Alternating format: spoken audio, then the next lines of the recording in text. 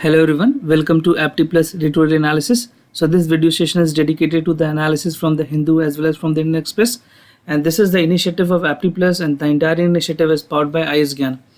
और in this editorial we'll be also discussing some of the important questions जो आपके exams के लिए relevant है. तो the level of the questions would be on the UPSC Civil Services Prelims examination. और उसके साथ साथ you can also participate in the mock test series. We have started a complete new mock test series for Civil Services pre-examination 2020.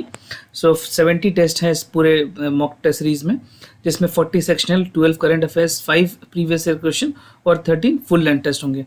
You can avail this course both online and offline. For more details you can refer to the contact number mentioned below or you can visit our website as well. और आप में से जो लोग answer writing challenge में participate करना चाहते हैं तो you can visit the IS Gyan website. The description, the link is there in the description. तो आप डिस्क्रिप्शन सेक्शन चेक करें, वहाँ पे आपको इसकी लिंक मिल जाएगी. और इस इनिशिएटिव में क्वेश्चंस पोस्ट होते हैं जहाँ पे आप अपने आंसर को लिख करके वहाँ पे डाल सकते हैं, and you will be getting the reverse the model answer also. So it would be an value addition to your answer writing challenge. और आप में से कई लोग अगर जो पार्टिसिपेट करना चाहते हैं हमारे एप्टी प्लस ऑफिशियल टेलीग्राम चैनल को भी सब्सक्राइब कर सकते हैं. वहाँ पे आपको PDFs जो रेलेवेंट एग्जाम से रिलेटेड है, चाहे वो मंथली न्यूज़ कंपाइलेशंस हो, चाहे वो PIB हो, कुरुक्षेत्र हो, everything the important document, the important PDF related to examination would be there. So do not forget to subscribe the Telegram channel. And again, starting with the editorial analysis from the Hindu itself. So the first editorial in the Hindu, there's basically two editorial in the Hindu. So first is by Mr. Rakesh Sood. So he talks about ki how the title of the editorial is End to Arm the Control Consensus. तो ये एक थोड़ा important editorial हो जाता है और this can be important for your general studies paper 2. ठीक है, जहाँ पे इंटरनेशनल रिलेशन की बात करें वहाँ पे, और अगर मैं और उसको ज़्यादा इंक्रीज करूँ तो इंटरनल सिक्योरिटी वाले पोर्शन में भी, पेपर 3 में भी आप इसको इंक्लूड कर सकते हैं. Question can be asked. तो इस एडिटोरियल में बेसिकली बताया गया है जो स्टार्ट जो ट्रीटी है, बेसिकली जिसको हम कहते हैं new strategic arms and reduction treaty. ठीक है, तो इससे आपको एग्ज़ाम में प्रीलिम्स में भी क्वेश्चन पूछा जा सकता है. तो यू मस्ट बी अवेयर कि स्टार्ट क्या है. So it has shows ki how what is the lifeline of the start, talking about the nuclear powers and talking about the how Russia and United States are they're going the genuinity of the interest in this particular treaty. तो जो पूरा है वो उसी के concern में लिखा गया है, बहुत ज़्यादा इंडिया के बारे में नहीं बताई गई है. So you also need to take care of the important aspects that are relevant for India as such. तो कुछ कोल्ड वार के रिलेटेड में भी बात की गई है इसमें, and also the testing of the low yield weapons के बारे में भी बात की गई है. जो CPTT का जो एग्रीमेंट है उसके बारे में भी थोड़ा जिक्र है. तो इसको आप एक होलसम पढ़ सकते हो, and this start again I find can be important for the prelims examination. ठीक है. Now the other important editorial of the day which is there in the Hindu, it talks about the title of the editorial is letting the pearl on the silk road shine brighter. So ये एक initiative है basically, ये जो डुहोंग city है China में, तो उसके बारे में इट हैज़ बीन टॉक कि how the issues of the cultural richness and mutual learning between the China and India. So this again can be important for your essay as well. आप इसको एसे में भी इम्पोर्टेंट पॉइंट की तरह पे use कर सकते हैं. और अगेन अगर मैं बात करूँ तो जनरल स्टडीज़ पेपर 2 में भी इस टॉपिक्स को यूज़ किया जा सकता है. तो इस एडिटोरियल में बेसिकली बताया गया है कि जो डुनहुआंग है is the land of the history is there, it's called the magical beauty. तो उसके बारे में थोड़ी हिस्टोरिकल पर्सपेक्टिव बताई गई है, एंड अगेन कि how it has witness interaction and mutual learning change between the India and China. And the civilization there were the two ancient civilization called Mokogorotos in it remind about the Ajanta and Ellora cave as well. तो उसके बारे में है थोड़ा, it's more of culture related, और how this can be an important hub for the Silk Route as well. तो उसके बारे में भी जिक्र है. तो definitely you can read this, it can be relevant for the examination. एक wholesome idea आपको मिल जाएगा. Now the other editorial which is there in the Hindu talks about the deadly landslide of the Malabar. So this is on the Malabar जो rain related जो tragic incident हुई है, तो उसके बारे में पूरी इकोलॉजिकल सेंसिटिव जोन्स जो है और जो इंटरफेरेंस ऑफ ह्यूमन बीइंग है, तो उसके बारे में एक केस स्टडी की जैसे बताई गई है.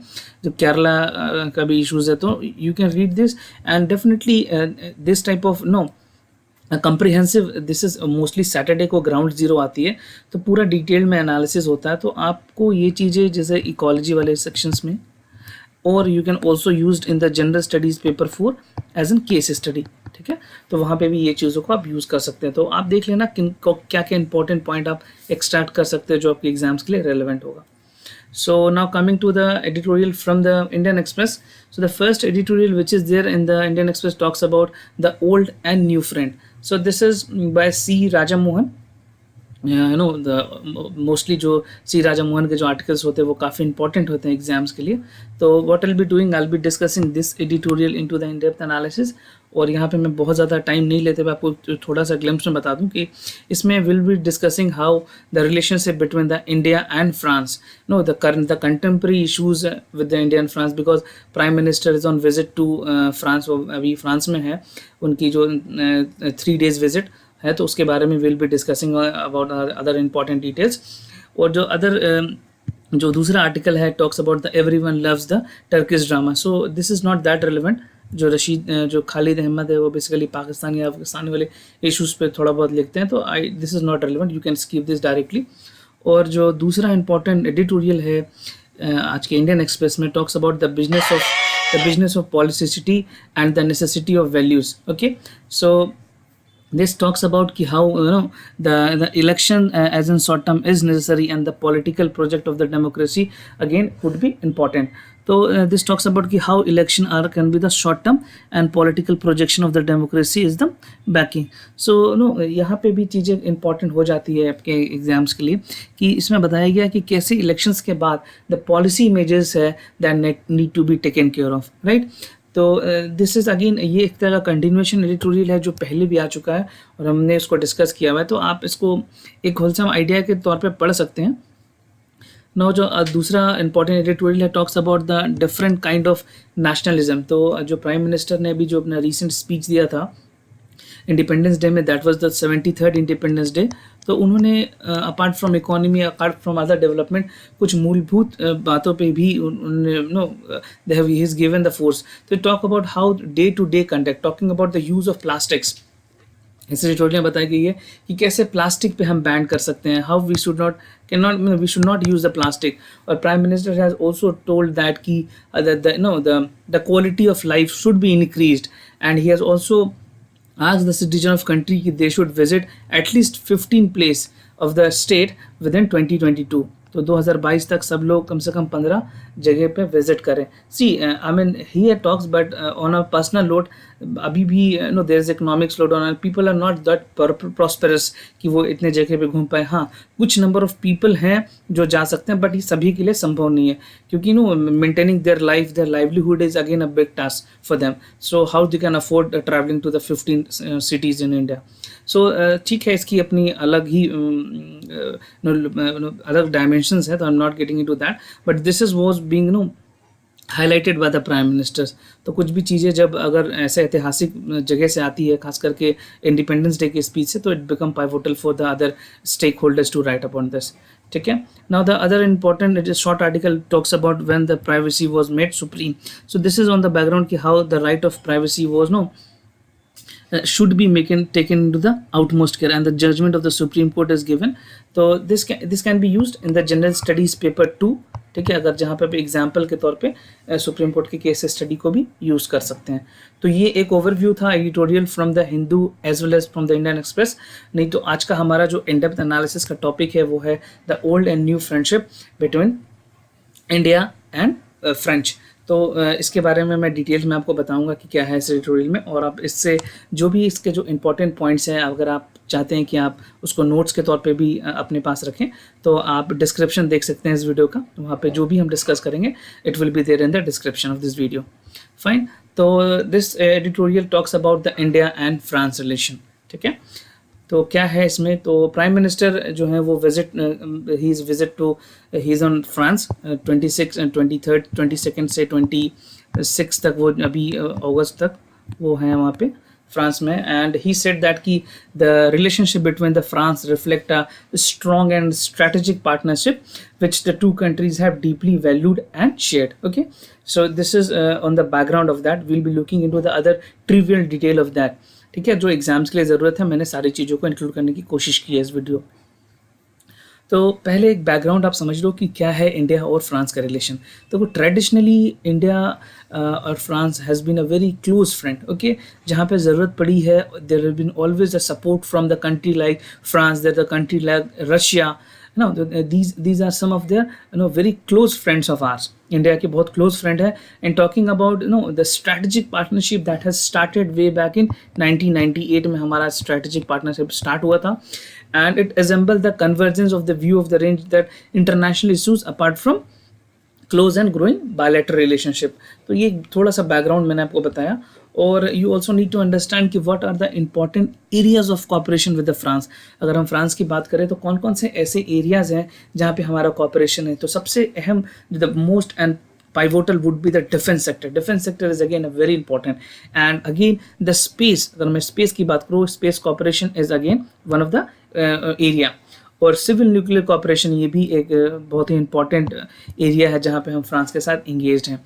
तो know these all this three constituent the strategic partnership. अगर आप स्ट्रैटेजिक पार्टनरशिप की बात करेंगे, इसको जिसको शॉर्ट में मैं एसपी कहता हूँ, तो अगर एसपी की बात करें तो ये तीन जो है, this would be the important one.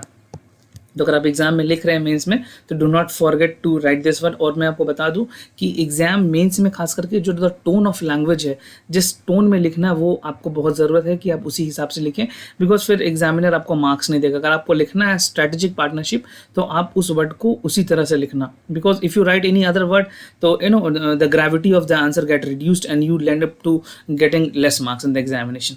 So make sure that whatever I'm teaching, the word which is there, it is a taste of that particular subject. So you cannot you cannot take a chance, you cannot afford to skip these words. So definitely these were some of the strategic partnership. और मैं कुछ other area of corporation की बात करूं अगर France के साथ, तो हमारा क्लाइमेट चेंज में, बिकॉज रिसेंटली आपको पता होगा कि अभी जो अवार्ड मिला है प्राइम मिनिस्टर्स और फ्रांस के प्राइम मिनिस्टर को IPCC, जो हमारा जो इकोलॉजिकल में जो कंट्रीब्यूशन दिया उस पर उनको अवार्ड भी दिया गया है. So sustainable growth and development and international solar alliance, ये again is one of the India's pivotal impact, the alliance which is there.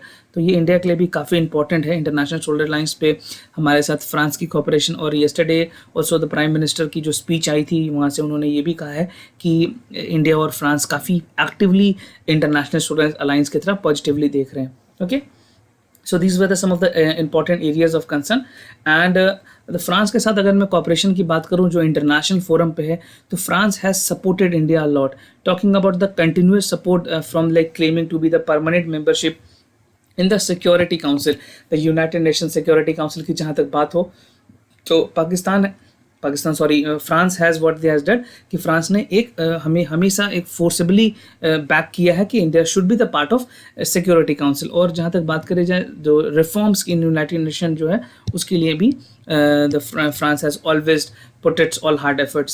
और France has also provided the candidature for the membership of like multi export control regime, जिसको हम MTCR भी कहते हैं. ठीक है, इस बेसिकली इट्स MECR. ठीक है, तो कंट्रोल रिजिम है. और NSG है, जैसे जिसके वजह में NSG नेशनल सिक्योरिटी ग्रुप्स हैं. ठीक है, न्यूक्लियर सप्लायर ग्रुप्स हैं एंड MTCRs हैं. ठीक है, ये these two are very important. Nuclear supplier group, okay, nuclear supplier group और MTCR. Okay, and France has also supported India in the accession of MTCR in June 2016.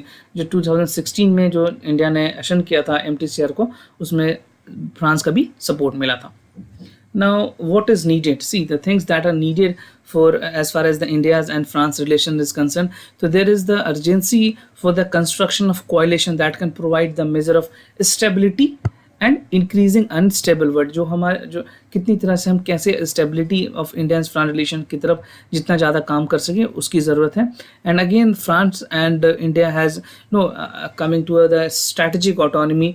जो framework है हमारा US के साथ या इंडिया के साथ और ट्राइलैटरल फ्रांस के साथ, तो it can be valued independently. जो फॉरेन पॉलिसी है वो अपना एक natural partnership building with a new coalition की ज़रूरत है कि we should definitely look into the other aspects of India and France relations. And अगर मैं बात करूं कि कुछ चैलेंजेस जो नेबरहुड के साथ हैं, थोड़ा सा ये भी आप समझ लो, because this is what discussed in the editorial. तो बात ये भी की गई है कि जो चाइना के साथ जो एक्सपैंडिंग गैप है हमारा, तो that is again the national power and that has altered the balance of power in the region. क्योंकि China, what China is doing, like, no, they're not taking the consent of, I will not say consent, but they're not taking, no, the entire stake of the India। वो India को trust में लेके चीज़ों को, the decision is not being taken care of. और जहाँ तक बात करें रशिया के साथ, अभी उनकी बहुत ही ज़्यादा, they are very close to Russia as well. So although Russia is a good ally with India, तो हमें वहाँ से भी कुछ बहुत ज़्यादा प्रॉब्लम नहीं है।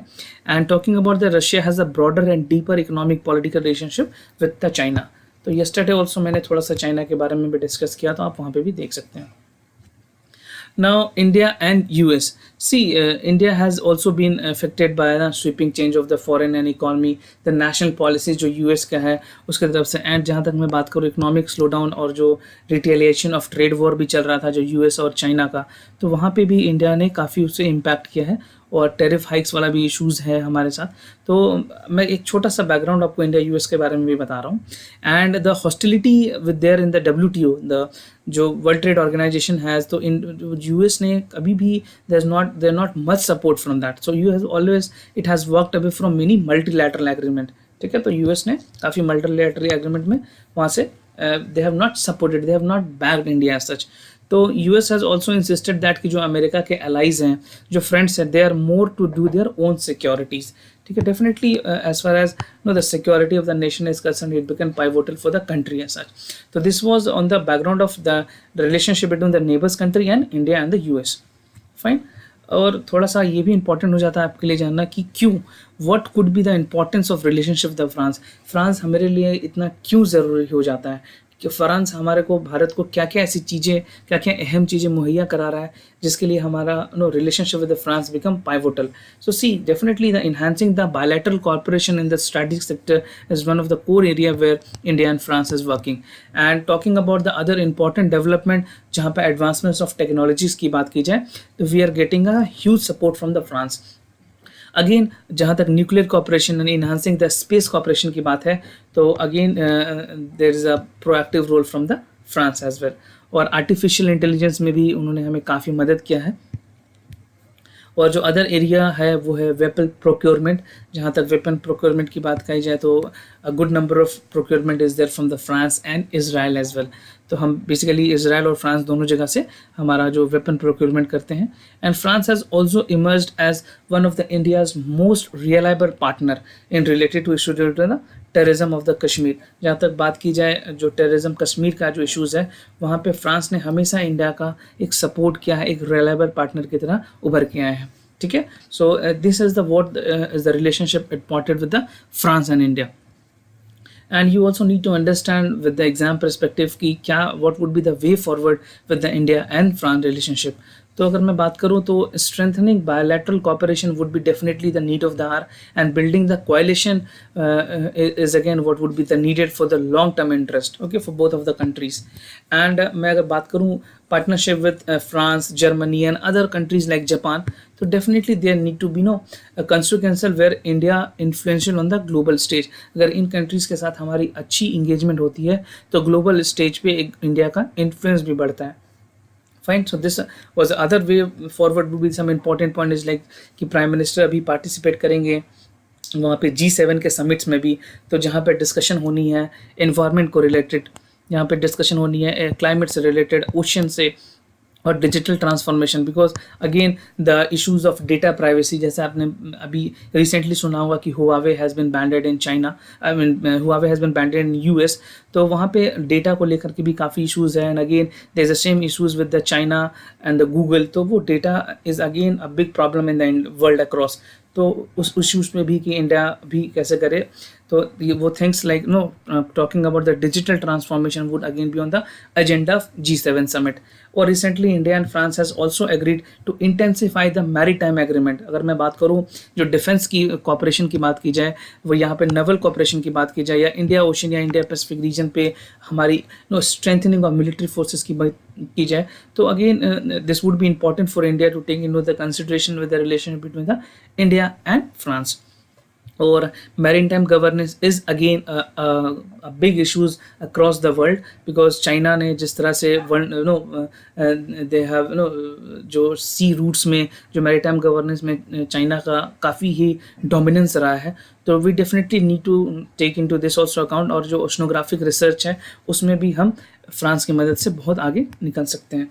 और जॉइंट एफर्ट्स हमें ज़रूरत है एक क्लाइमेट चेंज में, because we are definitely making able solar alliance, international solar alliance में हमारा कॉपरेशन है, तो उसमें भी एक जॉइंट एफर्ट की ज़रूरत है both for India and the France.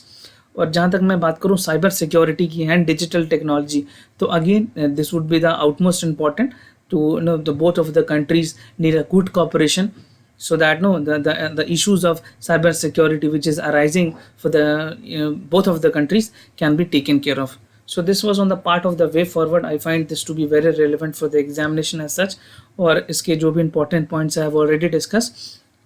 अगर आपको इसके अलावा भी कुछ जानना है तो do let me know. I'll be more than happy to answer your queries. So this was on the part of the editorial from the the today's editorial. Now we'll be moving to the important questions of the day. आज के लिए कुछ जो महत्वपूर्ण question जो आपके exams के लिए भी रेलिवेंट हो सकते हैं उसको डिस्कस करते हैं। तो जो पहला क्वेश्चन है वो है कि you have to tell me the joint exercise Garuda 6 was held between which among the following countries. तो ये काफ़ी न्यूज़ में रहा था Garuda 6, and this again can be important for your prelims examination. Prelims के लिए काफ़ी इंपॉर्टेंट हो जाता है।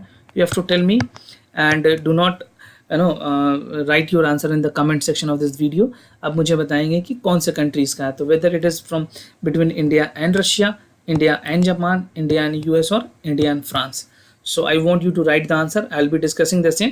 तो इसका जो करेक्ट आंसर है वो है डी, ठीक है, बिटवीन इंडिया एंड फ्रांस। अभी इंडियन जो एयरफोर्स है और जो फ्रांस की जो एयरफोर्स है उन दोनों के बीच में एक्सरसाइज हुई थी Garuda 6, okay. And the second question of the day is you have to tell me the World Cities Report is released by which among the following organization? Who among the following released the World Cities Report? So whether it is UN Habitat, World Bank, UNESCO, or United Nations Development Program (UNDP). So do not forget to answer whatever answer you know in the comment of this video, so that I could come to know how many you are participating in the session. So the correct answer for this is A. This is released by UN Habitat, okay, and this is again very important for the civil services prelims examination, ठीक है। So this was for the day. If you have any other concern, if you want to include more question, more static portion, do let us know, so that I could come to know what exactly is being needed by the aspirants. So this was what for the day, and I sincerely thank you. Keep your work hard, and definitely the exam are nearer, so those of you who are writing the mains examination, put your all best hard efforts so that you can crack this examination and you don't need to come for get the another attempts. So this is what suggestion from my end, and I'll be coming for the next video. We'll meet in the next video tomorrow. Thank you.